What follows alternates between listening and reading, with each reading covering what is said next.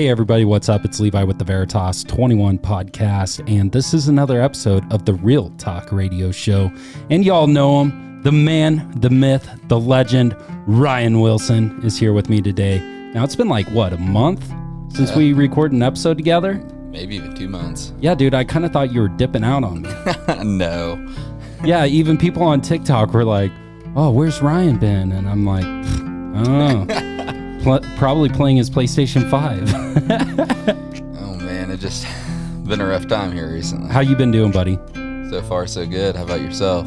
Dude, I like a month ago, or it was like 3 weeks ago, I went through like a 4-day spurt of depression, and that's the topic today. I went through like this 4-day spurt of depression, and, I'll just kind of jump ahead just a little bit here and we'll jump into this. But I realized it was derivative off of my loneliness. Like, why don't I have a wife? Why don't I have kids? And I think a lot of us ask ourselves those questions, or where is my significant other? And it was like an epiphany. I realized something that, you always hear, just let it happen. And I don't necessarily agree with that. Like, I think that you still have to go out and put yourself out there to find somebody. I mean, it's not like... they're not just going to fall from the sky. Yeah, from exactly. the heavens and boom. Exactly. Like, it's a nice lofty thought that one day I'm going to be walking through the grocery store and, oh, there's my wife picking out the perfect pears. That's just not going to happen. It's a nice idea. God's not going to send my wife down on some angel wings. I'm sorry, but if you meet your future wife like that, that'd be very ironic. Yeah. Hey, baby, do you need some help with picking out your pears? But really, but I just like had this like calming peace that it was like God was talking to me, and he's like, Levi, I got this. Focus on your purpose. Focus on what I have designed for you. It's not about you finding a woman. It's about when I give you that woman. And that's the difference.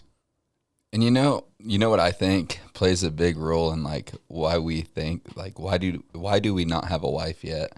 Why haven't we found the girl that we want to marry or love?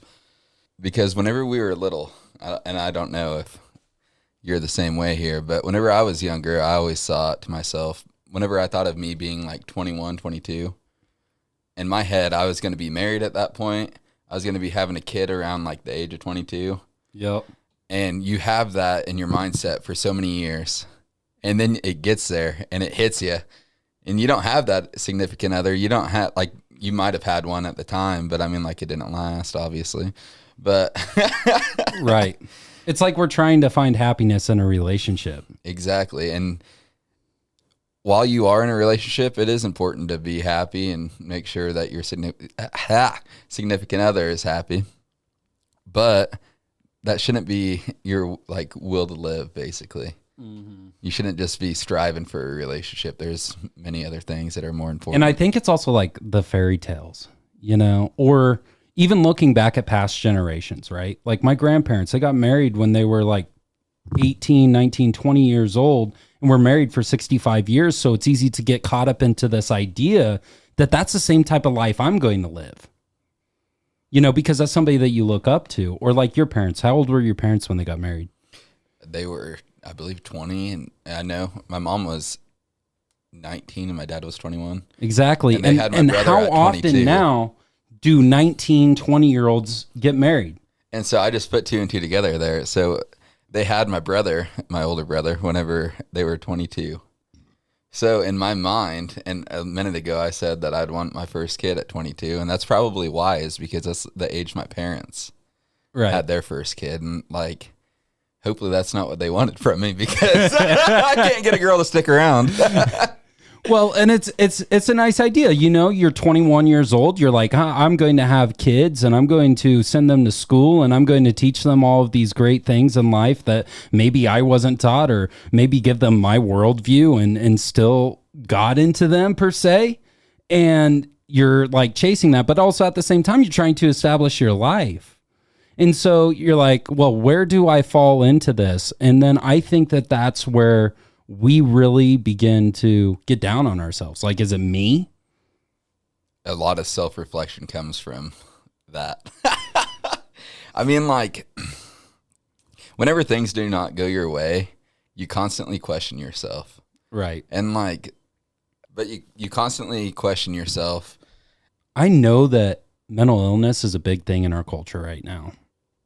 It's so hard.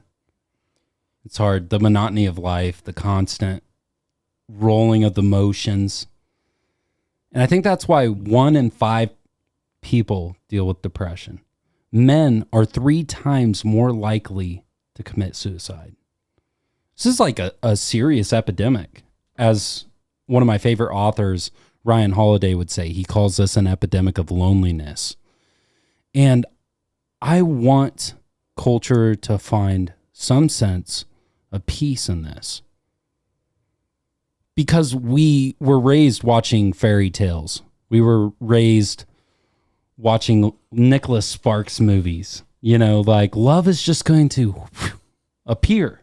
Exactly, and movies do play a huge factor in that, and I didn't even think about that, but it does, because it has you like in this ideal world that, hey, love just comes like this, and everything's going to work out. But then reality strikes. They leave you. You're lonely. You feel depressed. You get down on yourself. You get down on others. You isolate yourself from everybody in the world. Which, let's break down isolation, okay? I know some personal experiences of me isolating. I know some of me too. And I'm a very sociable person, much like you. I like to be around people. I like to hang out with them and talk to them about day-to-day life and be a friend. But in the moments that I have been extremely depressed, I didn't want that. Like, no, just leave me alone. But inside of me, on the other side, I also wanted it. You know, I also wanted somebody there with me. See, and that's the thing. Whenever you're that depressed and like you just want to be alone, in your head, all you want to do is be alone. But the truth of the matter is you actually want somebody there. It just, you don't want to give off that energy. Like you don't feel like you have the energy to be around people. Right. Even though that you want that attention or people like me more when they don't know me. Man, that sucks.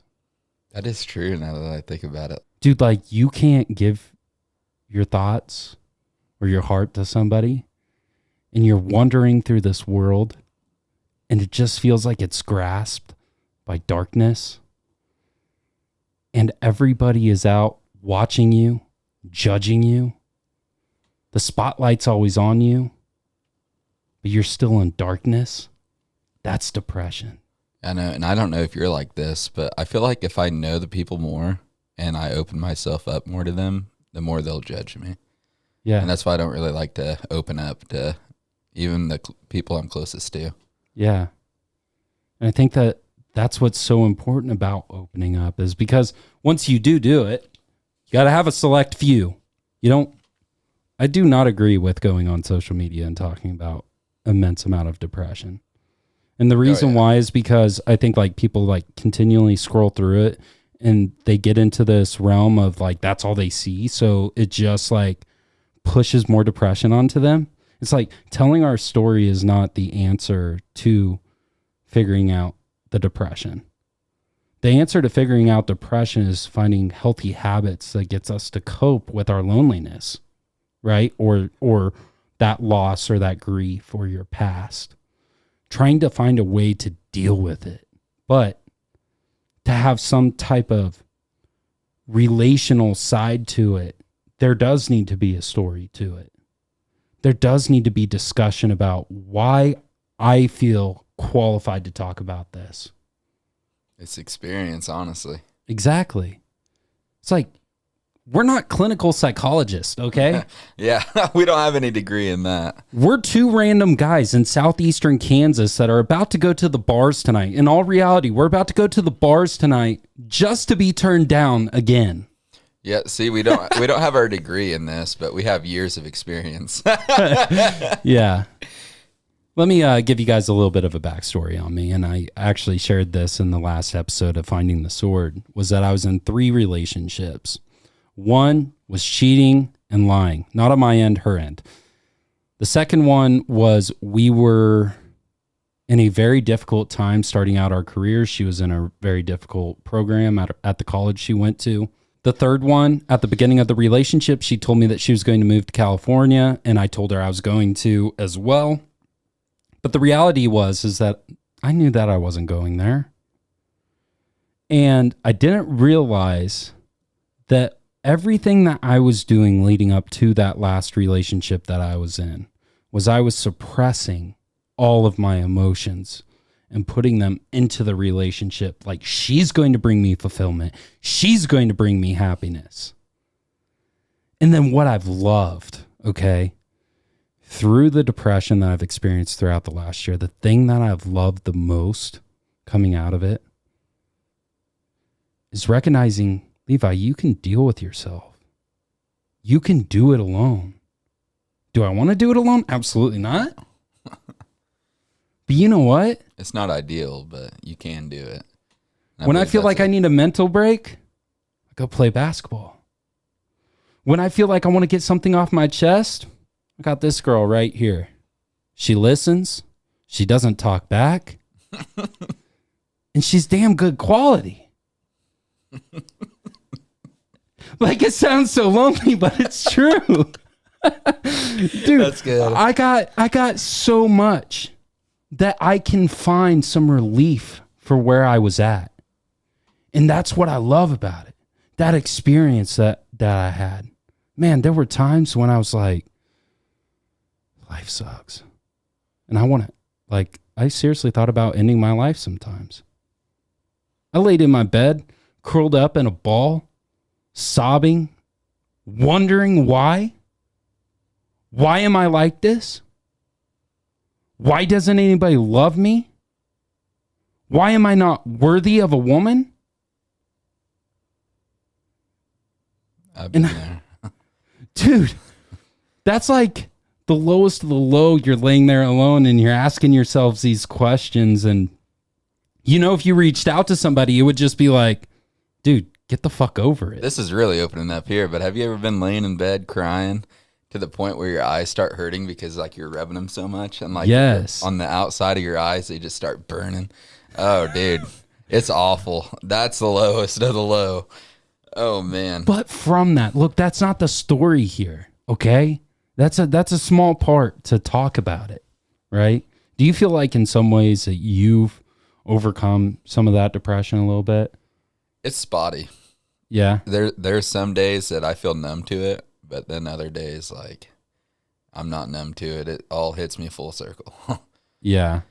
And would you say that's kind of like, is it a weekly thing, a monthly thing, or is it like, I would say this happened like last month or every other day type? You'd think that I wouldn't. I mean, here recently, I don't really have much to be depressed about, but I'm still depressed, and I don't know. Yeah, and you can't figure out why you're depressed. All factors into like past relationships, just myself, self-reflection. Where you're going in life. Exactly. Yeah. Where you view yourself. Mm-hmm. So what do you tell yourself to get past that, or do you suppress it in something? Honestly, what I do is I try to drown out those thoughts, whether it's like hanging out with friends, video games, anything like that, just anything to get my mind off of it.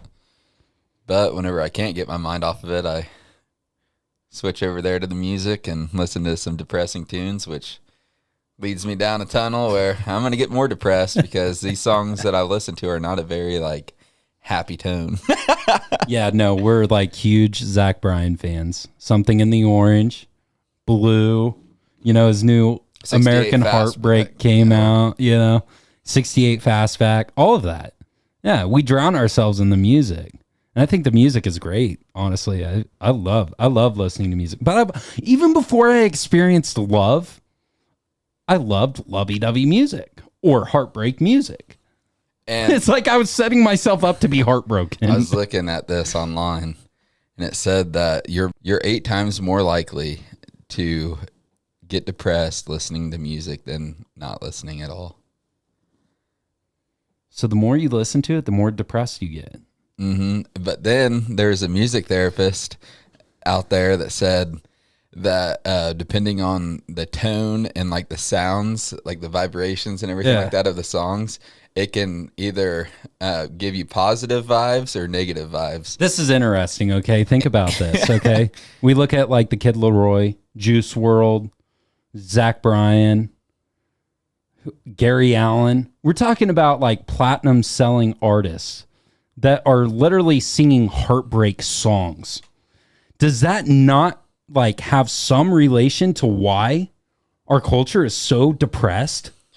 And it's crazy. Our culture nowadays is super depressed, more than definitely it used to be, because I mean, like we talked about a little bit ago, social media plays a big part in that. I mean, nowadays it's just so easy to communicate with each other, whether it's over text, call, seeing in person. Back then they had to send each other little notes and stuff and mail.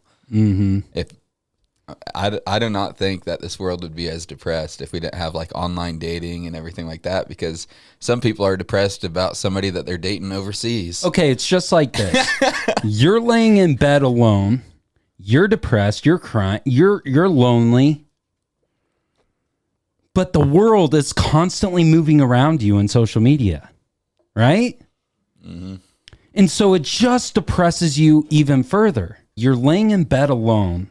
And you're lonely, you're depressed, you're anxious, you're waiting for that moment that you're going to find the person that's intended for you. And the world keeps moving around you. In a world before the internet, you were forced to get out of the house to have interactions with people. So all of your relational side of your human being and the way that God designed you is to be relational. Everything. You put it into social media. You put it into a world that is virtual instead of a world that is real. And then so it just pushes us down even more. Because really, it's like we talk about this, we talk about dating and going out and talking to women. There's women that legitimately believe that a man shouldn't approach them in person. And I've seen that on TikTok. What? I saw a video on that on TikTok. I'm like, what in the world? So what are you going to do? Are you going to approach us? Yeah, right. Only if you're interested. I guess it saves you from... But get this. According to a recent Pew Research study, 54% of men are less confident than women are in their approach to the opposite sex. And you know why that is? Why? Literally, and because guys take their shots a lot more than girls they get do, turned and they down. get turned down. So, I mean, that strips your confidence away from you. I mean, it makes you not want to go back up to a girl because you fear that rejection. Exactly. And that feeling that you get from being rejection can be very depressing. Exactly. Because that says something about you. Like, there's something about you that's not good enough for this girl that you are attracted to. And exactly. It comes, and it tells you something about yourself. And it's like, what's that approach? Do you go up and you're like, hey, I like your eyes. Hold on. Yeah, if you do that, she'll be like, ooh, you're a sick fuck.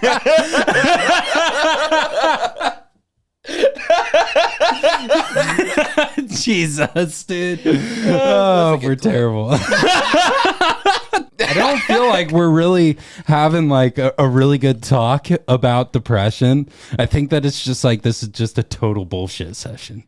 It's relatable. All right, so we're at the bar a couple weeks ago. No longer are we talking about depression. We're switching tunes. Depression can be part of it. Okay, we kind of broke it down just a little bit. Now it's like, let's have a good fucking time because we're best friends. All right. All right. So we were sitting at the bar the other night. There was a few attractive women there and everything like that, and we were gonna see who could approach them. And that whole night, I sat there at the same table. I didn't move, but Levi went up to all slaying the prey. And by slaying the prey, he means we got slayed because we got turned down each time. Okay, so we just got done taking a piss in a singular bathroom. Okay, look, there's a urinal on one end of the wall, and there's a shitter on the other end. Okay, and we just got done. I'm like, hey, dude, did you see those two Asians sitting at that table? I said no. I said, start recording and I'll add the clip in on this.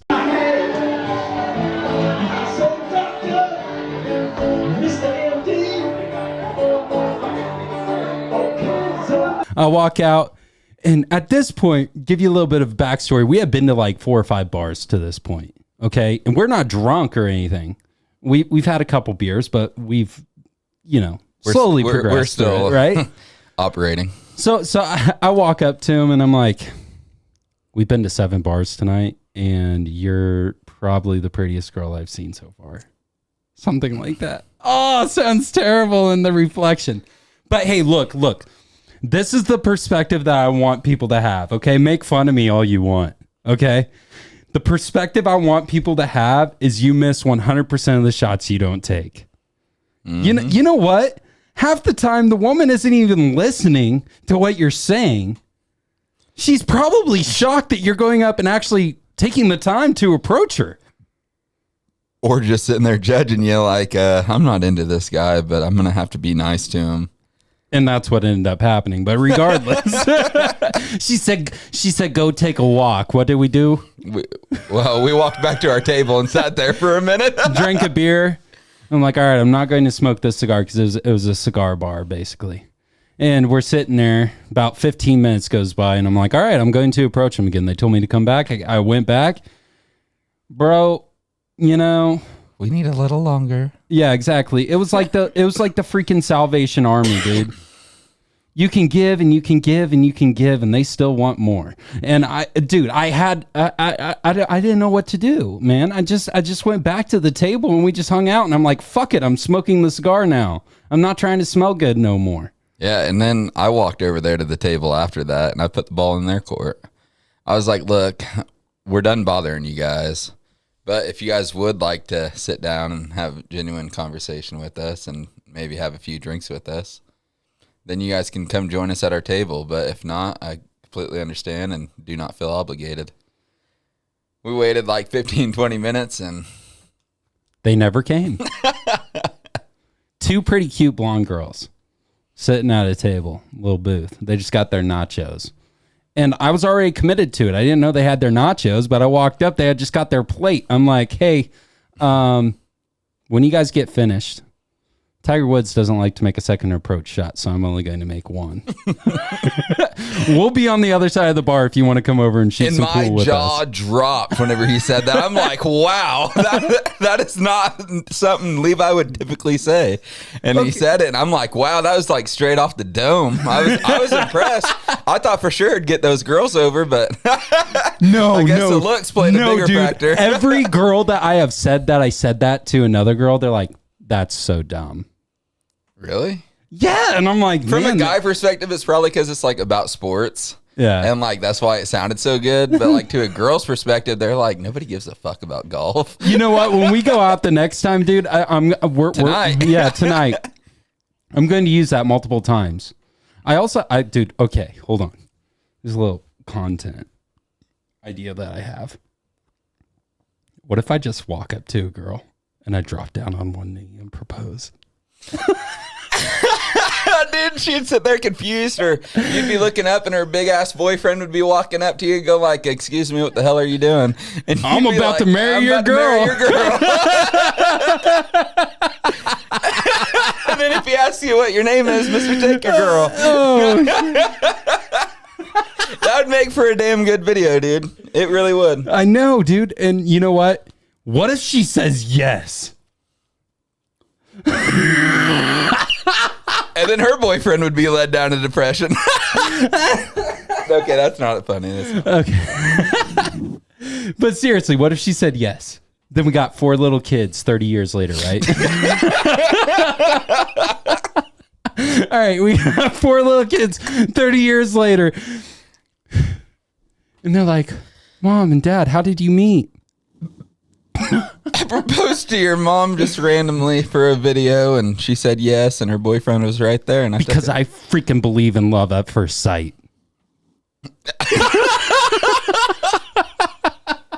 And that's why you're here. Oh God! And then that kid's always gonna believe that there's love at first sight, and that the moment he looks at the first girl that he falls in love with, that he's gonna get married to her. Oh, Dad, I really felt this one. It was love at first sight, just like you and Mom. He's He's 14 years old. He trudges into the first day of his freshman year, and he sees this girl, and he drops down on one knee and proposes to her right there in the cafeteria. And nowadays with Snapchat and everything like that, public humiliation. But now if you go out to a bar where you don't know everybody, you're good.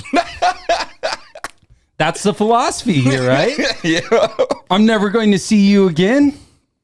Yeah, and that's another thing. Like, you're more than likely, if I haven't seen you in 25 years, there's a good possibility if I see you tonight or next time we go out, probably not going to see you again.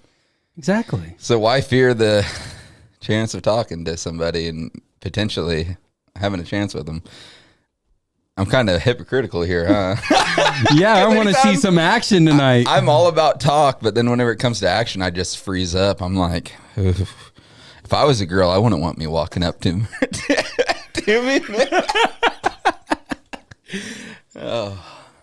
Like, who's this dude like, that's 25 with a dad bod and he has no kids? Yeah, right. He has no excuse to be fat like that. And honey, that's beer. No. It's because all of your little sisters decided to screw me over. Be like, I'm sorry, I'm cheating on my girlfriend, Bush Latte. All right, Ryan, I don't think that this is going to be posted anywhere. No, this is all bullshit. But I do think that there's a lot of really good content in this. I feel like there's good potential to make an episode, though. But should we stop this? yeah. But that Alrighty, guys, if I do choose to post this, I'm Levi with the Veritas 21 podcast. And I'm Ryan. Is there anything else you want to say, Ryan? Nope. I was sitting there thinking, you're thinking in the back of my head, if I don't say something, he's going to say, well, nothing left unsaid here. Oh, no, I didn't even think about that. I was thinking about saying, fuck bitches, get money. As soon as you said that, but no, I didn't. All right, guys, this might be a different podcast than the Veritas 21 podcast. I'm not sure. We might just make it the Ryan and Levi show. I don't know. But go shoot us a follow on Instagram, TikTok, Snapchat, or wherever you catch your podcast at, Spotify, Apple Music. Leave an Apple podcast review. Increase the analytics. Have some people that enjoy the sense of humor that Ryan and I share together. Something special. Alrighty. You guys have a great rest of your week. God bless.